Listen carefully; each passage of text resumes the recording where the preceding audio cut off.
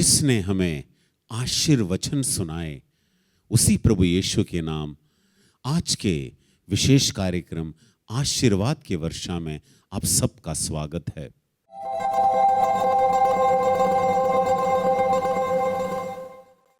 स्तुति, आराधना, प्रवचन और गवाही के माध्यम से आप सब स्वर्ग अनुभव करें।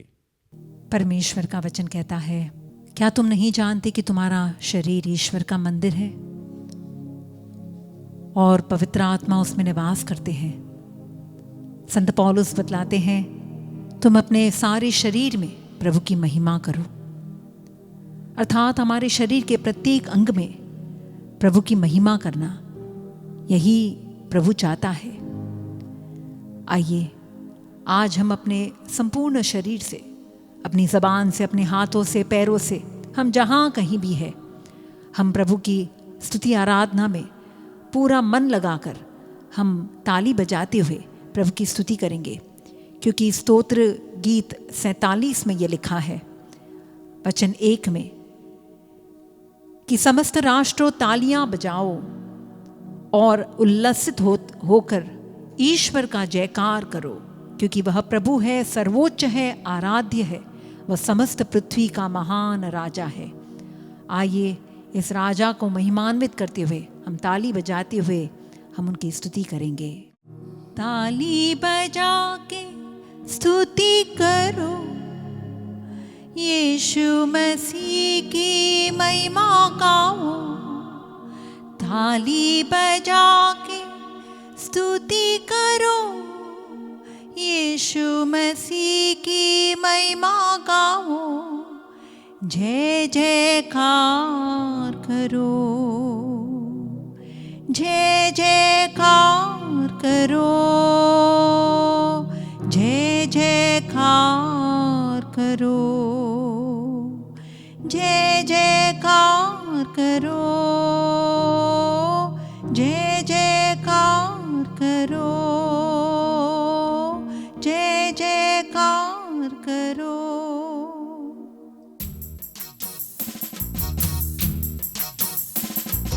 ताली बजा के स्तुति करो, यीशु मसीह की महिमा गाओ।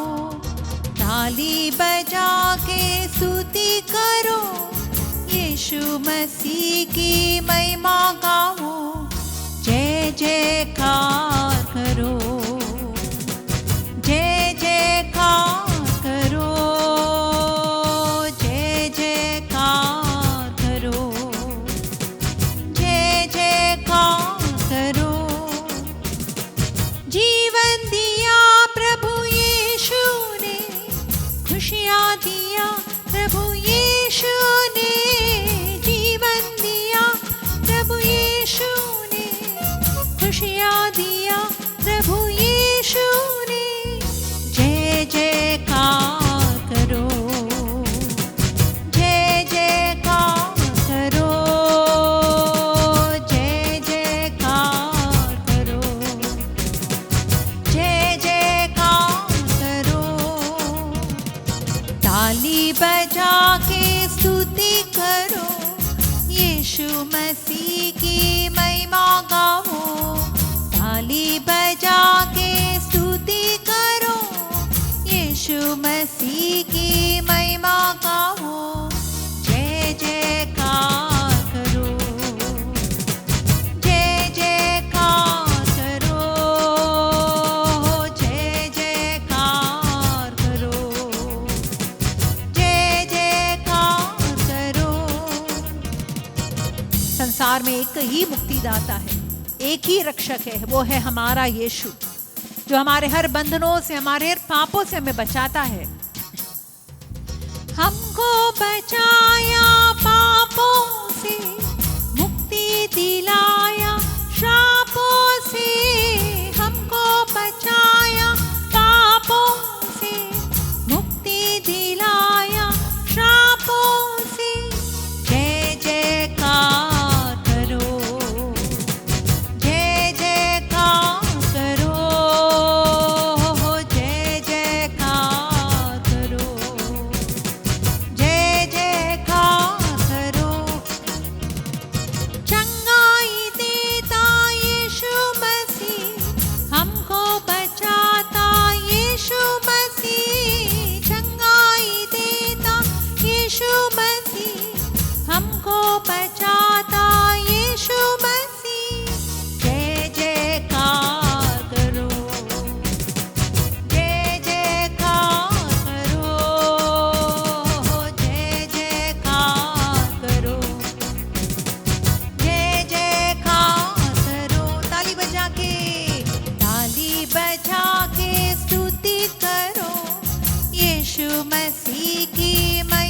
गाओ, ताली बजा के स्तुति करो, यीशु मसीह की महिमा गाओ, जय जयकार करो, जय जयकार करो, जय जयकार करो, जय जयकार करो। संत पौलुस ने कहा, तुम्हारी सारी प्रार्थनाएं तुम आत्मा में करो, और इससे आत्मा से भरकर हम प्रभु यीशु की स्तुति गाए। जैसे पेंटकॉस्ट के दिन सभी शिष्यगण आत्मा से परिपूरित होकर प्रभु की महिमा गान कर रहे थे।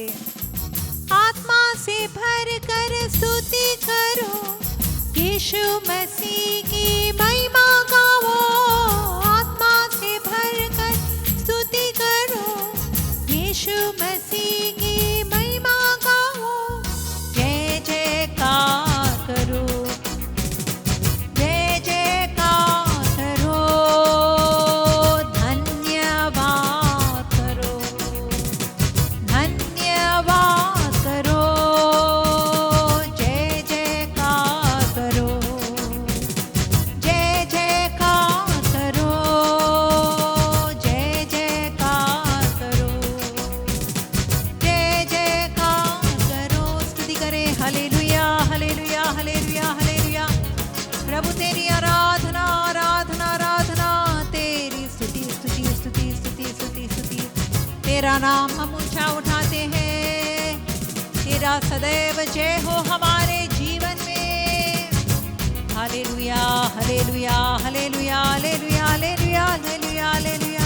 जय जयकार करो, जय जयकार करो, जय जयकार करो, जय जयकार करो, जय जयकार करो, जय जयकार करो, जय जयकार करो।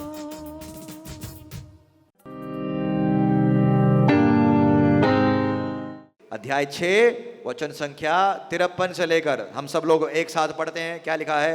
इसलिए ईसा ने उनसे कहा, मैं तुम लोगों से यह कहता हूं, यदि तुम मानव पुत्र का मांस नहीं खाओगे और उसका रक्त नहीं पियोगे तो तुम्हें जीवन प्राप्त नहीं होगा।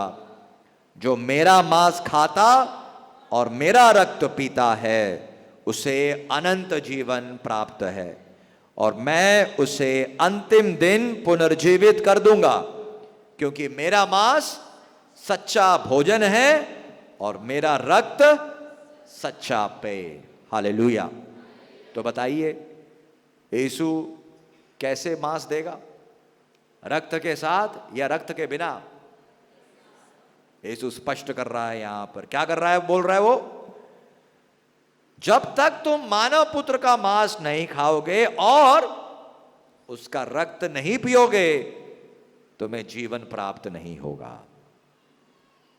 हालेलुया। जोर से बोले हालेलुया। उसके बाद के वचनों को पढ़ते हैं। अध्याय 6 वचन संख्या 56 से यीशु क्या कहता है? जो मेरा मांस खाता और मेरा रक्त पीता है वो मुझ में निवास करता है और मैं उसमें। जिस तरह जीवंत पिता ने मुझे भेजा है और मुझे पिता से जीवन मिलता है, उसी तरह जो मुझे खाता है उसको मुझसे जीवन मिलेगा। हालेलुया। तो ये सब सुनने के बाद क्या होता है?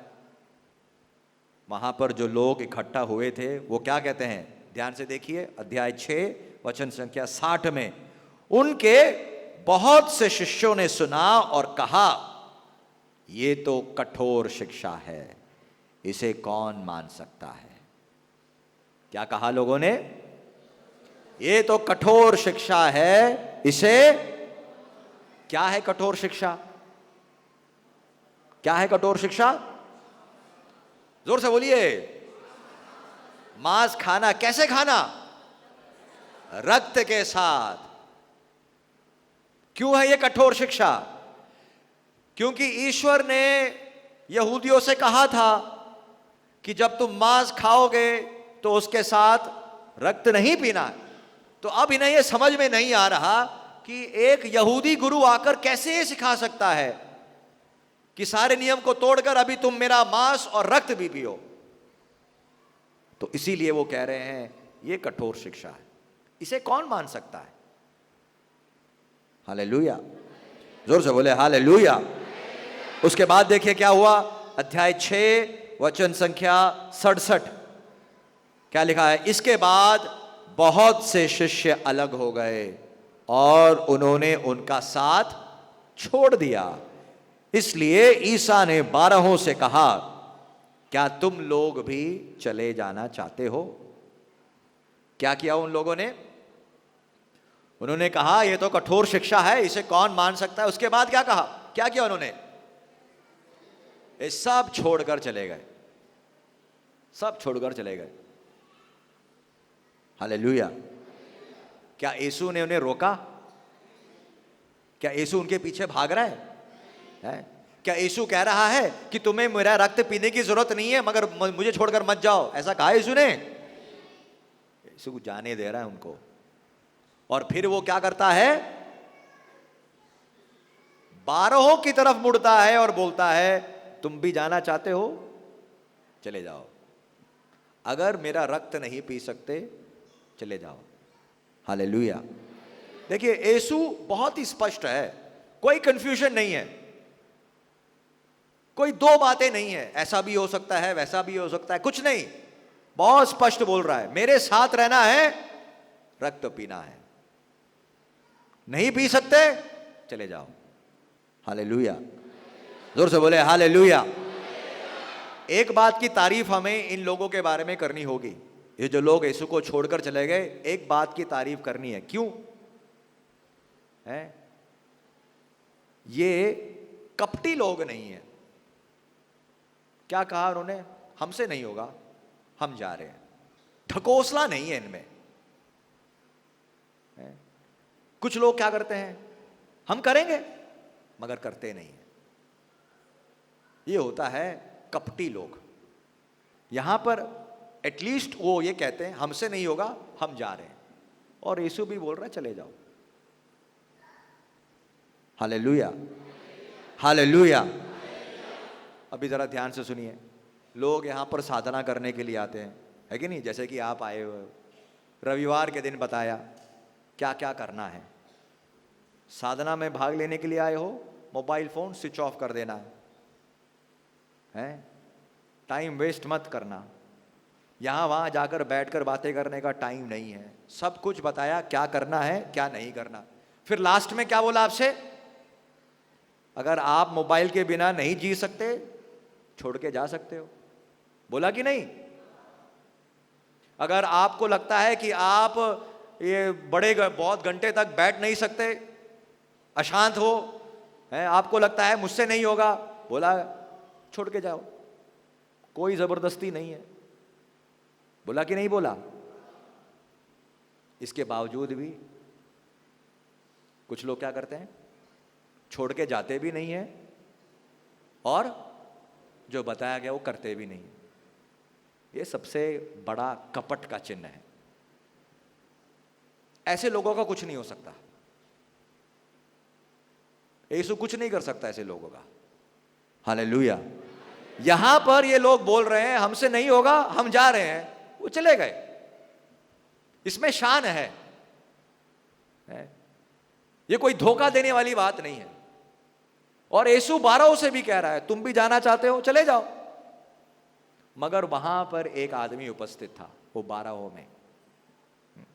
वो क्या कहता है, उसने कुछ कहा नहीं मगर यीशु को छोड़ के नहीं गया।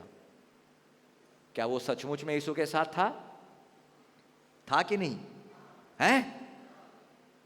ध्यान से पढ़िए आगे वाले वचनों में यीशु क्या कहता है, मैंने तुम 12 को चुना, तुम में से एक कौन है, शैतान है।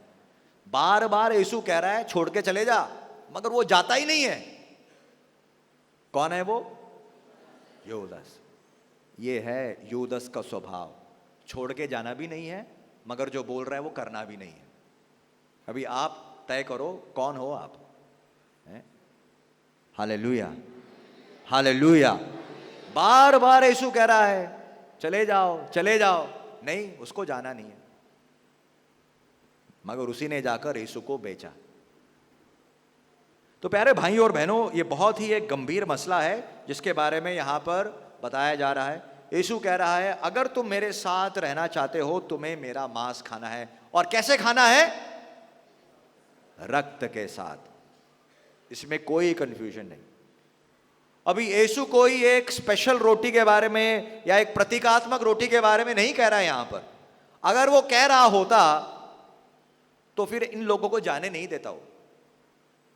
उन लोगों को जो बात समझ में आ गई वो सही बात थी कि यीशु कह रहा है उसका रक्त पीना है। हालेलुया, जोर से बोले हालेलुया। अभी आप मुझे बताइए, इतने सारे जो भी मैंने बातें की इसके आधार पर बताइए यीशु क्यों ये जिद कर रहा है कि जो उनके साथ रहना चाहते हैं उसका रक्त पीना है? क्यों ये जिद कर रहा है? पुराने नियम में तो ईश्वर ने बोला रक्त नहीं पीना। अभी यीशु क्यों इस जिद पर अटा हुआ है कि तुम्हें मेरा रक्त पीना है? क्या कारण है? हाँ देखिए, क्यों ईश्वर ने कहा था जानवर का रक्त नहीं पीना? क्यों कहा था? रक्त का मतलब जीवन, प्राण। तुम जानवर का जीवन अपने अंदर मत लो, मगर यीशु क्या कह रहा है? तुम मेरा रक्त पियो, मेरी तरह बनो, मेरा जीवन अपने अंदर लो। ये अंगूरी रस पीने से रक्त जीवन नहीं मिलता है? आपको अंगूरी रस दुकानों में मिल जाएगा, मगर अंगूरी रस पीने से जीवन नहीं आता है। जीवन आने के लिए क्या पीना पड़ता है? क्या पीना पड़ता है? रक्त। और अनंत जीवन प्राप्त करने के लिए क्या पीना पड़ता है? यीशु का रक्त। यीशु कौन सा जीवन देता है? अनंत जीवन। हालेलुया, जोर से बोले हालेलुया, हालेलुया। तो प्यारे भाई और बहनों, यह बात पक्की है कि यीशु ने उस दिन जो कहा वो ये नहीं था कि मैं तुम्हें एक अंगूरी रस दूंगा। यीशु ने जो कहा वो ये है कि मैं तुम्हें अपना रक्त दूंगा, क्योंकि रक्त है प्राण और जीवन।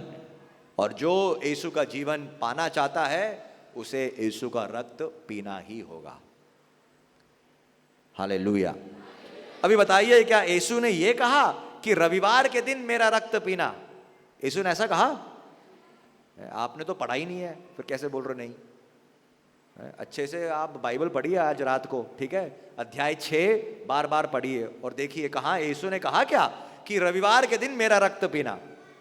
वहां पर नहीं कहा यीशु। यीशु क्या कहता है?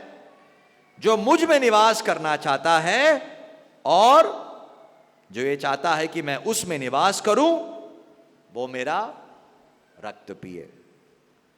तो अगर आप चाहते हो कि यीशु हर रोज आप में निवास करे तो क्या करना होगा? हर रोज रक्त पीना होगा यीशु का।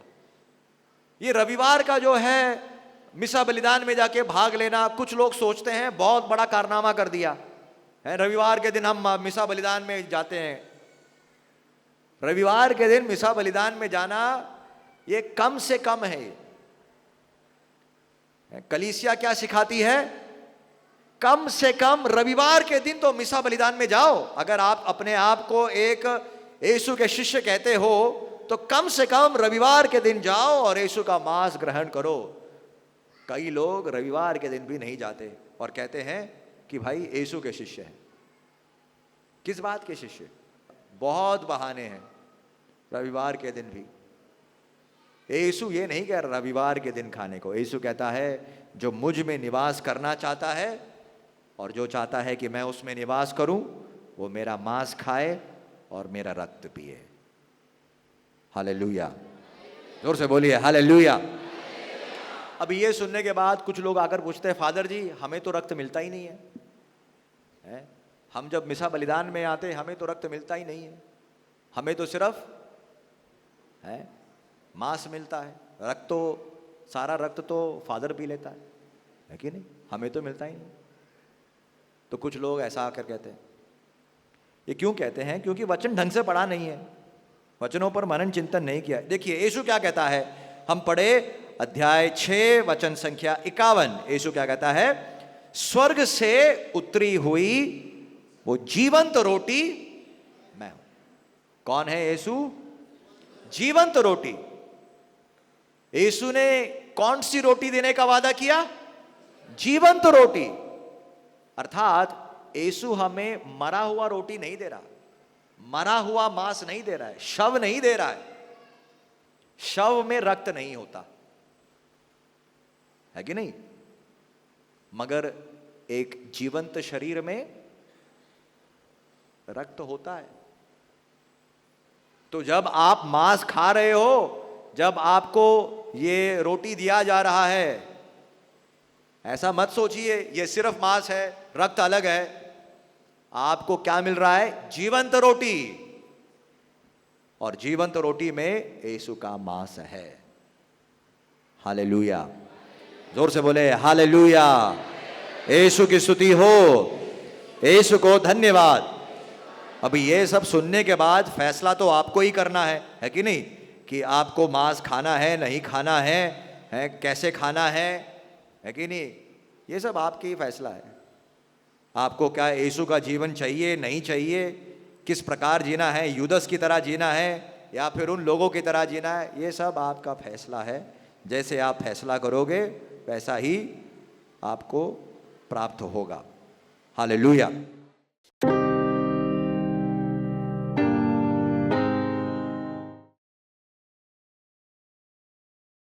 मेरा नाम बीना डिसूजा है। मैं वसई बंगली से आई हूँ। मैं आज प्रभु के पास आके मेरा सब कुछ दुख और बीमारी दूर हो गई है।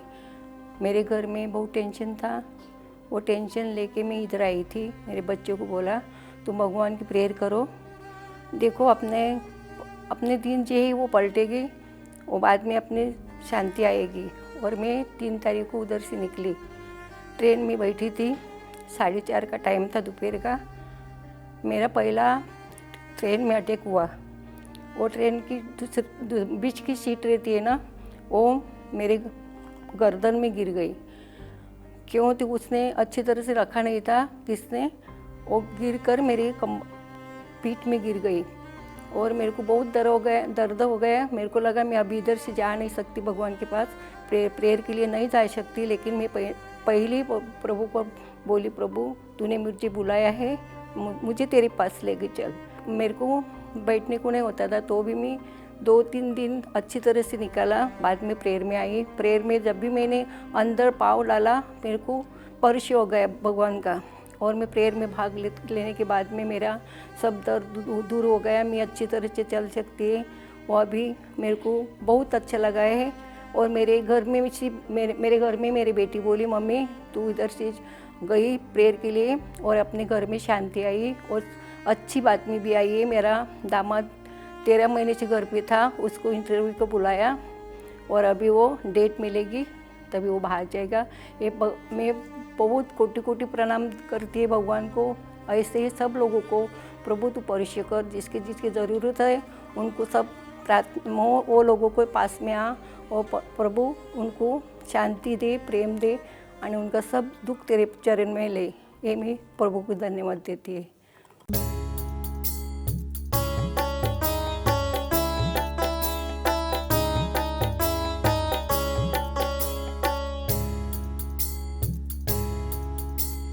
तेरी आराधना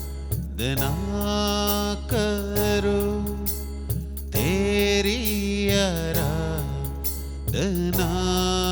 करो, पाप क्षमा कर जीवन दे दे, दया किया जना करो, तेरी आराधना करो, तेरी आराधना करो, तेरी आराधना करो, पाप क्षमा कर जीवन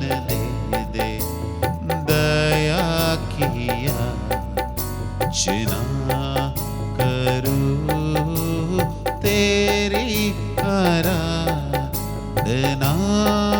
करूं। मेरे प्यारे भाइयों और बहनों, इस आराधना के समय हम सब प्रभु यीशु के सामने हैं। ये वही प्रभु यीशु है जो हमारे पापों को क्षमा करता है। ये वही प्रभु यीशु है जो हमें नया जीवन देता है।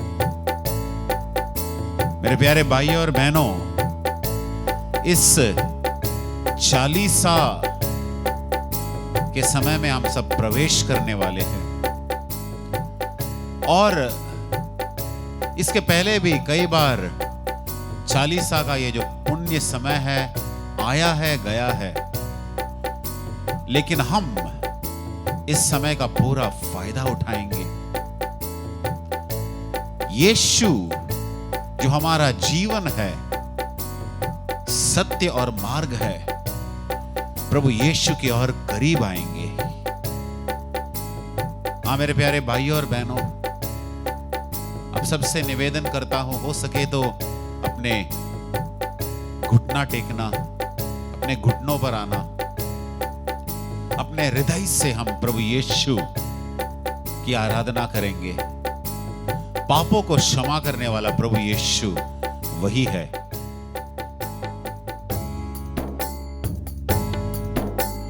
तेरी आराधना करूं, तेरी आराधना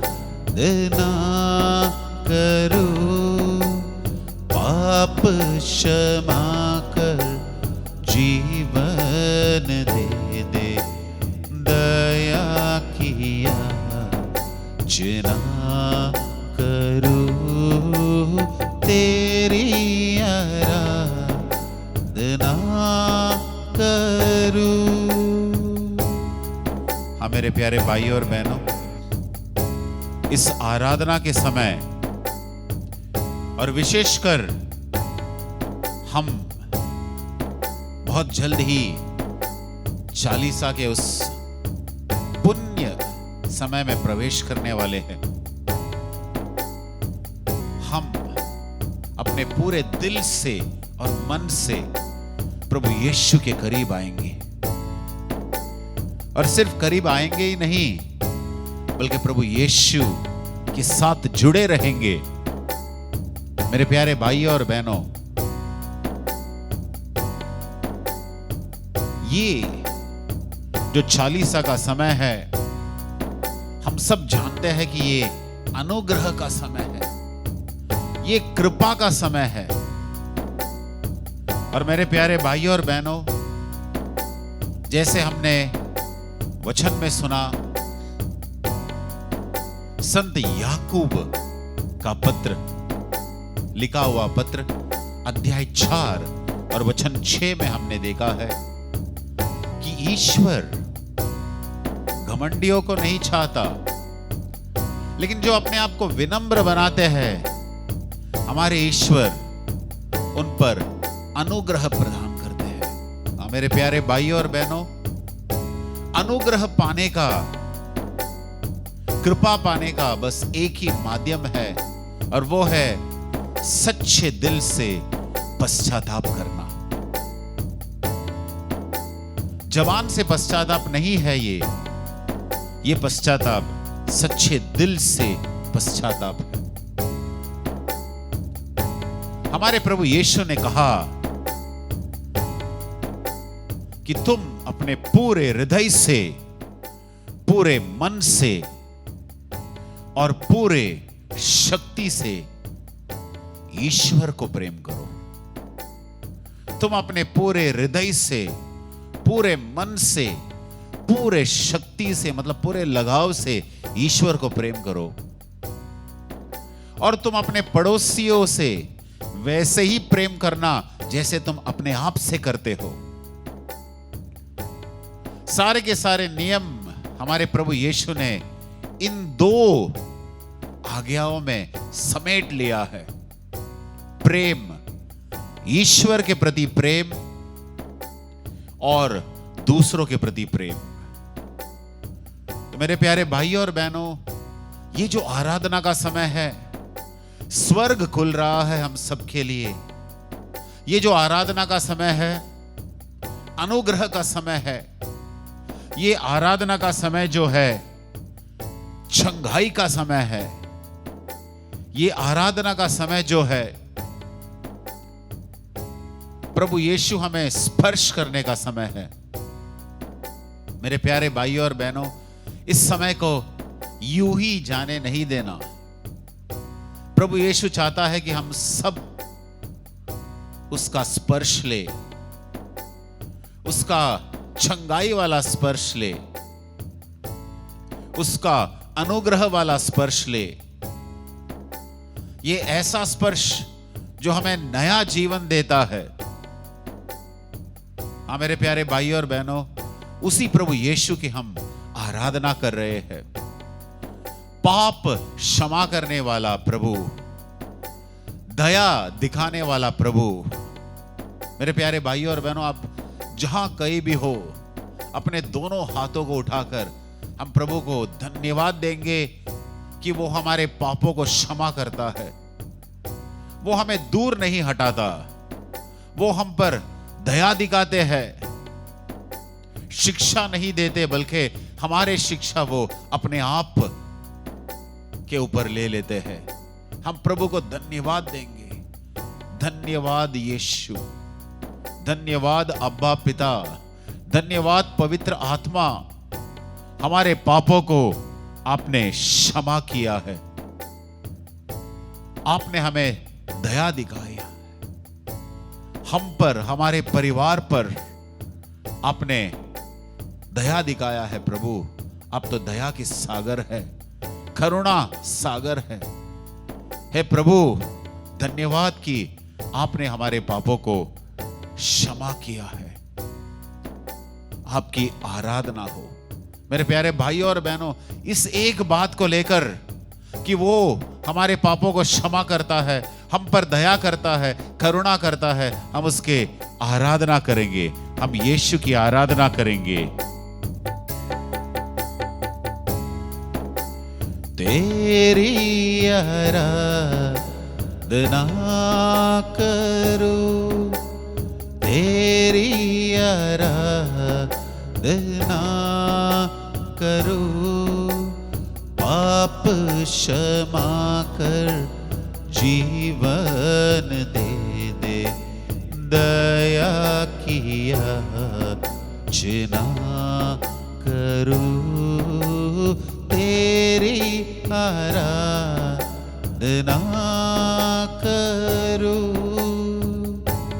मेरे प्यारे भाइयों और बहनों, हमको भी नहीं पता होगा कि कितने लोग हमारे साथ हैं, कितने स्वर्गदूत आते हैं हमारे साथ जब हम आराधना करते हैं।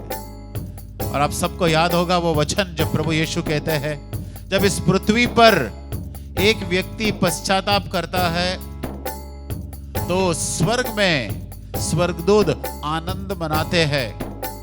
मेरे प्यारे भाइयों और बहनों, इस समय को जाने नहीं देना।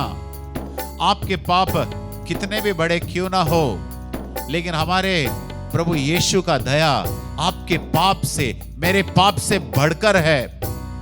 आपका पाप कितना भी घिनौना क्यों ना हो, लेकिन हमारे प्रभु यीशु का करुणा आपके और मेरे पाप से बढ़कर है। मेरे प्यारे भाइयों और बहनों, इस समय को यूं ही जाने नहीं देना। अपने दिल से पश्चाताप करना। प्रभु, मैं अपने आप को विनम्र करता हूं। प्रभु यीशु, मैं ये कबूल करता हूं कि मैंने पाप किया है। मेरे प्यारे भाइयों और बहनों, जब दाऊद राजा को पता चला कि उन्होंने पाप किया है, तब तक वो अपने पाप को छिपाते रहे। लेकिन जब वो नबी आए दाऊद राजा के पास और उन्होंने दृष्टांत के द्वारा दाऊद राजा को बताया, तो दाऊद राजा ने अपने पाप कबूल किए और फिर उन्होंने प्रार्थना में यह कहा, हे परमेश्वर, हे मेरे ईश्वर, मैंने स्वर्ग के विरुद्ध और आपके विरुद्ध पाप किया है। और हम यह देखते हैं कि जब दाऊद राजा, जो उस समय राजा थे, उन्होंने अपने आप को विनम्र किया, उन्होंने ये कबूल किया, अपने पापों को छिपाया नहीं, उन्होंने कबूल किया कि ईश्वर, मैंने स्वर्ग के विरुद्ध और आपके विरुद्ध पाप किया है। तो मेरे प्यारे भाइयों और बहनों, ईश्वर ने उनके पापों को क्षमा किया, ईश्वर ने उनके पापों को क्षमा किया। मेरे प्यारे भाइयों और बहनों, कल हम चालीसा के उस समय में प्रवेश करने वाले हैं। हम पश्चाताप से प्रवेश करें, हम यह निर्णय ले कि हमारा पुराना जो पाप में जीवन था उसे पीछे छोड़ देंगे। पाप पर हमारा कोई अधिकार नहीं होगा। अगर हम हमेशा अपने आप को विनम्र बनाएंगे, पश्चाताप करेंगे, तो कृपा का हम पर अधिकार होगा और पाप का कोई अधिकार नहीं होगा। अनुग्रह का हम पर अधिकार होगा जब हम पाप कबूल करते हैं। अनुग्रह का हम पर अधिकार होगा। मेरे प्यारे भाई और बहनों, ये समय आपका समय है, और अगर पवित्र आत्मा आपसे बात कर रहा है तो अपने हृदय को कठोर नहीं बनाना है। मेरे प्यारे भाई और बहनों, ये बड़ा अनुग्रह का समय है, ये बड़ा कृपा का समय है। अपने आप को जब आप विनीत बनाते हैं, विनम्र बनाते हैं, तो आप छोटे नहीं होते। ईश्वर का वचन कहता है, जो अपने आप को विनम्र बनाता है, ईश्वर उसे उठाता है। मेरे प्यारे भाई और बहनों, इस आराधना का समय जब आप सच्चे दिल से आराधना कर रहे हैं और पश्चाताप के द्वारा ईश्वर के करीब आना चाहते हैं, ईश्वर आपको जरूर उठाएंगे। उन सारे पापों से जिन्होंने कई सारे समय से, कई सारे सालों से आप पर नियंत्रण लिया है, ईश्वर आपको जरूर उठाएंगे। ईश्वर आपके मन के बात को जानता है।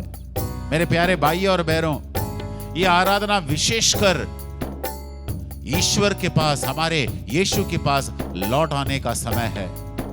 लेकिन ये नहीं भूलना, आप भी आपके परिवार के प्रतिनिधित्व कर रहे हैं, आप भी आपके दोस्तों के प्रतिनिधित्व कर रहे हैं, आप अपने परिवार के सदस्यों के लिए भी प्रार्थना कर रहे हैं। जैसे उन 4 मित्रों ने लकवे से पीड़ित व्यक्ति के लिए मध्यस्थ किया, वैसे आप भी आपके परिवार के सदस्यों के लिए मध्यस्थ करना, आप अपने मित्रों के लिए प्रार्थना करना। ये आराधना का समय यूं ही जाने नहीं देना, ये बड़ा अनुग्रह का समय है।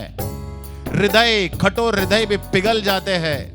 अगर आपने विश्वास करके इस समय प्रार्थना किया तो ईश्वर आपको स्पर्श कर रहा है, ईश्वर आपको क्षमा कर रहा है। ये वही ईश्वर है जो कृपा का स्रोत है, अनुग्रह का स्रोत है। और मेरे प्यारे भाइयों और बहनों, आप अपने परिवार के लिए भी प्रार्थना करना, परिवार के सदस्यों के लिए प्रार्थना करना, आप अपने मित्रों के लिए प्रार्थना करना जो आप जानते हैं जो पाप में है, गलत आदत में है, बुरे संगत में पड़े हैं। उन सबको इस समय प्रभु यीशु के चरणों में हम समर्पण करेंगे। मेरे प्यारे भाइयों और बहनों, इसके अलावा हमारे दुख, दर्द, तकलीफ हम प्रभु यीशु के चरणों में समर्पण करेंगे। हमारे जो चुनौतियां हैं हमारे जीवन में, सब कुछ समर्पण करेंगे और प्रभु यीशु को हम धन्यवाद देंगे, आराधना करेंगे। मेरे प्यारे भाइयों और बहनों, ये अंतिम आशीर्वाद स्वीकार करने का समय है। मेरे प्यारे भाइयों और बहनों, हो सके तो दोबारा एक बार और आप अपने घुटनों पर जाना, घुटना टेकना और प्रभु यीशु का आशीर्वाद स्वीकार करना, यह विश्वास करते हुए कि आपने जो सच्चे दिल से पश्चाताप किया है, प्रभु यीशु आपको क्षमा कर रहा है, नया जीवन दे रहा है। तेरी आराधना करो, तेरी आराधना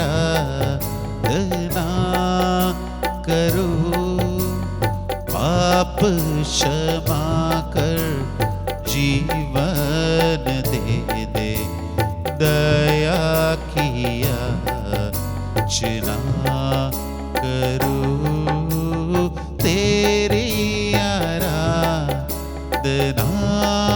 करूं तेरी आराधना करूं तेरी आराधना करूं पाप क्षमा कर जीवन